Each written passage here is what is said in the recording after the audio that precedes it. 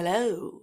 So, quick note before we start, I'm not a physician, I'm not a clinician. Everything that I am going to share in here comes from my personal experience, independent research, guidance from those clinicians that I do follow whose work on hormones and neurodivergence, specifically in women, I deeply respect. So, please consult your own healthcare provider before making any decisions about your health.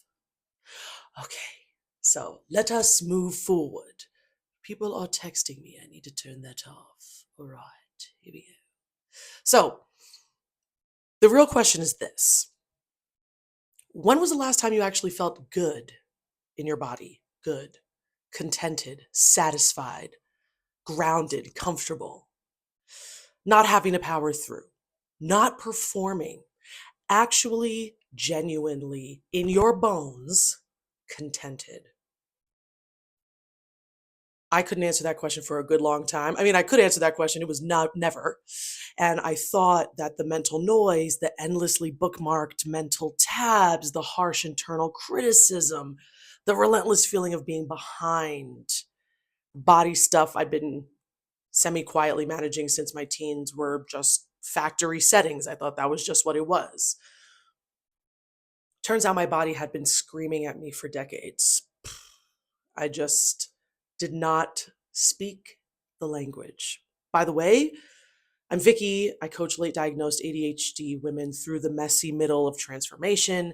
If you are brand new here, perfect. You are in just the right place, in just the right episode. We are in month one, week two of this series. So, by the end of this episode, my aim is that you understand why late diagnosed ADHD doesn't just live in your brain, it also lives in your hormones, in your gut, in your menstrual cycle, in your skin, in your sleep, and why some of what you've been chalking up purely to ADHD might actually have some additional layers worth exploring. I'm just saying, I'm just going to toss this out, okay? This is not about adding more things to your make believe list of things to fix. It is about giving yourself permission to see the full picture. And if I haven't said before, let me say now, nothing in you needs fixing. All right. For me, the first sign something was off was very obviously in my teens, but I only in looking back, constipation, chronic, relentless, completely normalized, filed under just how I am, and I moved on. And even a GI doc said to me, and I quote, "Well, you're really tall, so your digestive tract and intestines have a much farther distance to go. Try getting some more fiber in." This was a gastroenterologist, an ologist at the end of the name. Okay. By then, I'd already had hospital grade edemas. Okay. I'm sure it wasn't the fiber, my guy, but alas, what I didn't know then was that the gut produces a significant portion of dopamine, the neurotransmitter that ADHD brains are already regulating differently. Am I right? So, when my gut was struggling by age 12, I got my period at 10, my brain chemistry was likely struggling right alongside it. Nobody was connecting the dots, certainly not me. And why would we in the 90s and 00s? I can't even cry over that spilled milk. Internally, I was a mess too, but like very quiet. Nobody was seeing that. My masking was top tier. Not only am I an only child, but I'm a Capricorn, so I couldn't possibly allow people to see me struggling. What I'm talking about is the endless negative self talk, which would run in the background on like a fuzzy AM radio station. The constant feeling of being behind. That was my really big one, in some invisible race. Or actually in the top 20 of my high school, which was kind of a thing. I'm not going to lie. I was 21. Ugh, okay. Multiple mental tabs open simultaneously. I'm talking conversations that already happened and reviewing them, chores having to be done, unfinished things, experiences I was still processing from weeks ago, homework, existential crises, what's the purpose of life, reminders, and yada yada yada yada. This is how ADHD often expresses in the female body. Not necessarily bouncing off the walls. It's all this, right? It is an internal drowning while appearing to hold it together on the outside. Invisible, normalized, almost impossible to diagnose these days, definitely then, when everyone is looking for a hyperactive little boy instead of a high functioning woman who's quietly unraveling, right? Right. Oh, I just have to do this. I'm thinking, shit, my bachelor's degree still sits in its unopened cylinder in my parents' attic from 2011 because celebrating my own accomplishments felt physically uncomfortable. We're still working on it. I think I'm gonna get that in March when I visit home. And then adulthood hit and my body started adding to the pile. Polycystic ovarian syndrome, cystic acne I'd never had as a teenager, weight that arrived and refused to leave no matter what I did, a luteal phase that felt like 14 days of either swelteringly hot purgatory or deeply blisteringly cold melancholia. It was never a happy medium in between. But here's what I want you to hear. ADHD and hormones in the female body are not separate conversations. They are the same conversation. And they are finally, right now, in this moment, just coming to the scientific forefront. Estrogen directly impacts dopamine regulation.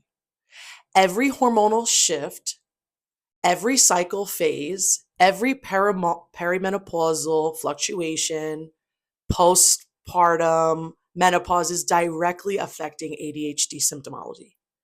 When estrogen drops before a period, for example, dopamine drops right alongside it. You may have noticed that your symptoms get louder. Emotional regulation gets harder or impossible or non existent. Rejection sensitivity is activated. These aspects are not you being dramatic or, dare I say, hysterical. It is neurobiology. And without a diagnosis, without any supportive framework, it was just called PMS or whiny woman syndrome. Yes. What it actually was, a hormonal system plus a neurodivergent nervous system working against each other in a singular body that had never been given the tools or the language to regulate or recognize signs, flags, or impending challenge. We are discerning that now. So if you are late diagnosed, you've probably spent a lot of time crying over spilled milk, poo-pooing yourself, self-flagellating. When I got my ADHD diagnosis, I was 32. It explained a hell of a lot. And I thought, I'm going to go off into my little research rabbit hole for a minute. I'm going to optimize. I'm going to be better. At what exactly? I don't know. But I'm going to be better. And that would basically be that.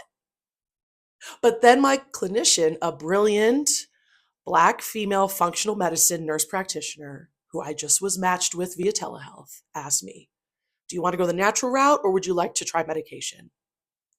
I said natural because I have been unmedicated up to that point in my life, so I wanted to keep it that way. And she said, let's see what's going on first. And that, my friends, is the sentence. No practitioner had ever suggested that to me before, thereby sending me to get blood work to find where my levels already were.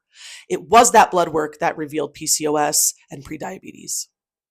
In a body, eating reasonably well, working out 3 times a week, at least managing my life externally, no kids, no meds, no history of anything related to anything health ever. And I was struggling so significantly under the hood. Honestly, I was shocked. This is just in the past few years. So she mentioned gut testing, but I couldn't afford it yet. And I didn't know like how serious we were talking. So I spent a year doing what I could, eating differently, working out more, trying to balance things naturally, getting my own supplements. I said, okay, doc, cool, thanks. I got it from here. It obviously wasn't enough. There was still more under the surface, and my ADHD symptoms continued, cystic acne continued, moon face, constipation, cortisol belly, all remained regardless of what I was doing. Then I eloped, honeymooned abroad for 2 months, got a full checkup at a hospital in Istanbul. which was an experience, and we could talk about that at a different time, but let me not digress. And out of that came 3 fibroids I had no idea about, because getting an ultrasound there is not common. You have to ask for it. You have to know to ask for it, which I didn't. And I took a food allergy test and I was allergic to everything. I could literally safely eat berries and vegetables only. Not good. The body was not happy. So my new rabbit hole commenced, and I learned that food sensitivities and ADHD are also connected. Also histamine, and I could go down a whole list, but we're going to keep it tight, okay? Inflammatory foods can worsen neurological function. They can also directly amplify brain chemistry dysregulation. Lots is coming out on this topic these days, but the point is, everything I was eating was potentially making everything else louder and worsened. Huh. I have a little piece of hair touching me. I came home from that honeymoon knowing there was more freaking work to do and more money to be spent for real. So I was like, I'm gonna eat it. This is what credit cards are for. I'm just gonna do what I need to do because I'm sick of this and I'm trying to conceive and I want my ADHD to feel balanced. So I requested a deeper hormone panel, a heavy metal panel test, and a GI zoomer. And the GI zoomer is the real kicker. Significant gut dysbiosis. Nearly nothing I was eating was getting absorbed, and for who knows how long, because we can't quite know that. A parasite, of course. SIBO, small intestinal bacterial overgrowth.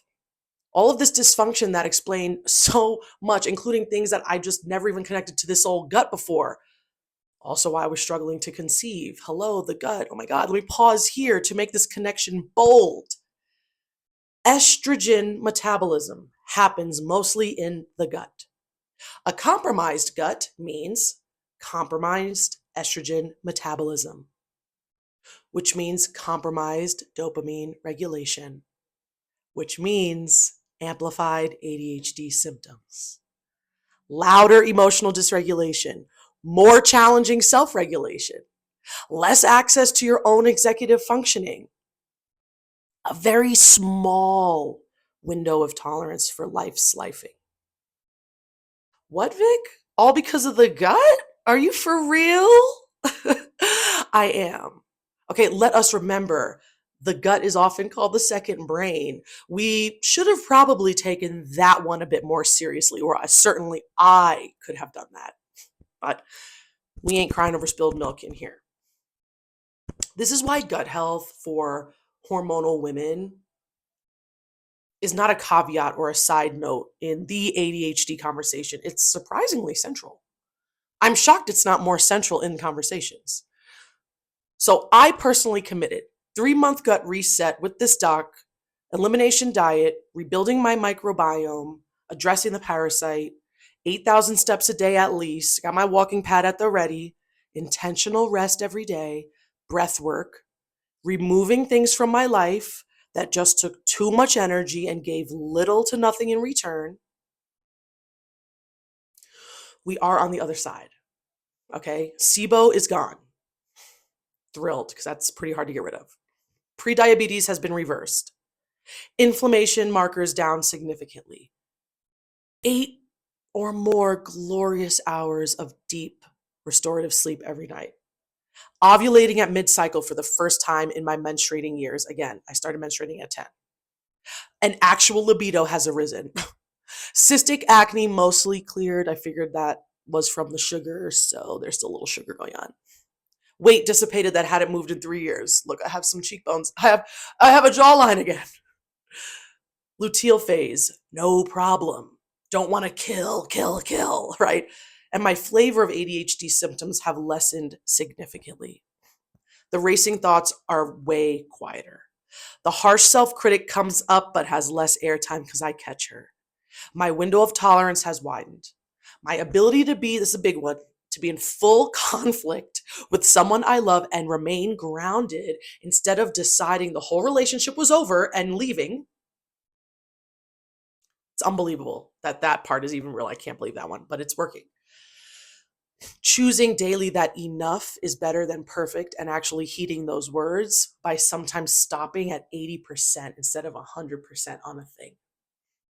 My body isn't just healthier, my brain feels like it's coasting on a sailboat, moving with the wind. That's actually how it's been feeling, I'd say, for the past 6, 7 months. I'm not saying gut health cures ADHD, because that ain't gonna happen. I'm not saying eating differently makes your neurodivergence disappear. What I am saying is this: ADHD, as it expresses in the female body, is a whole body thing. And for many of us that were diagnosed late, there are additional layers quietly amplifying our symptoms, and they have been for years, decades. Things we've normalized so long ago, we stopped questioning them, like PMS. It's so normal, actually, not so much. Beliefs, internal stories and statements of yourself, programming from society, from your religion, from your culture, the baggage of being dismissed in medical spaces and academic spaces for decades or generations. What you believe to be true often is. If you believe everything is attributable to ADHD and nothing is changeable, your experience will confirm that story. Our brains are exemplary at finding evidence for whatever is already decided. Confirmation bias, hello. But if you allow space for a fuller, more curious understanding of your individualized body, which takes patience and time, you might be surprised at what you actually do have some say over. What is movable? What has been begging for your attention for a very long time? What can be managed, adventured, or removed? Adventured with or removed.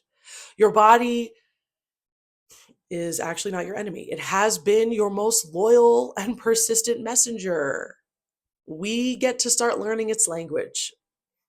That comes by slowing down, taking time to hear her. So, 3 practical things as we start to wrap this one up. I don't know what's going on in here. Firstly, notice what you've normalized.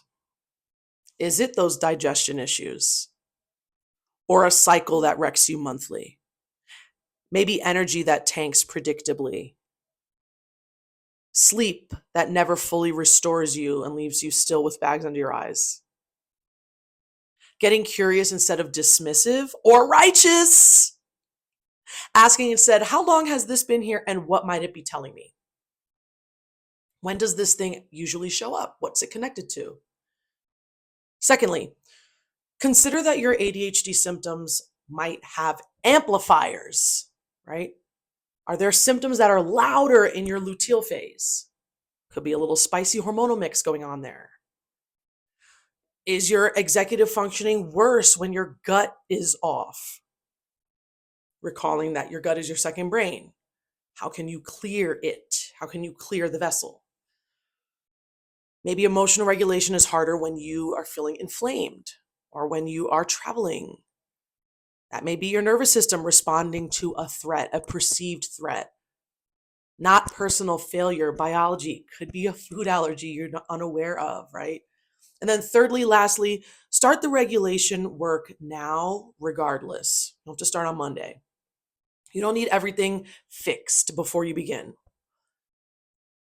Any form of nervous system regulation practice supports everything else. It is the foundation that makes all other healing and adventuring possible. That's exactly what this first month is about building. Some regulation practices that you can use to create your resilience toolkit.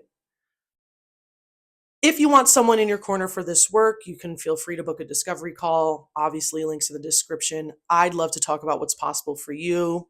Gives me pleasure and joy to do so, okay? Lots of things for you in the description. Your body has been knocking on your door for a minute. Let's be real. waiting for you to notice what it's trying to tell you, not to punish you, because it's been doing its best to keep you alive in conditions that have required way more than it was designed to sustain alone. The constipation that I normalized at 12, for example. The hormonal chaos I white-knuckled through for years, having absolutely just no idea about anything. The gut dysfunction I couldn't afford to address immediately. The here, take this antibiotic over the years. All of it actually is connected because, whoa, our body is a big system of systems. And I found that for my body, amplified symptoms and inflammation were the big red flags before they turned into maybe autoimmune diseases and who knows what down the road. So we'll start to build a possible language to hear your own body. Next week, we will get into the window of tolerance, what that is, why yours has probably been microscopic for most of your adult life, and what expanding it can look like and why the hell we care. Okay, so subscribe so you don't miss it. Share this with a late diagnosed ADHD woman who's been normalizing things her whole life. Remember, this is the first month of 6 in essentially a free course of transforming you and your autonomy in your body. So grab the free rest menu in the description. That's a nice, gentle first step toward understanding what your nervous system might want. Until then, I'll see you next week, homies. Bye.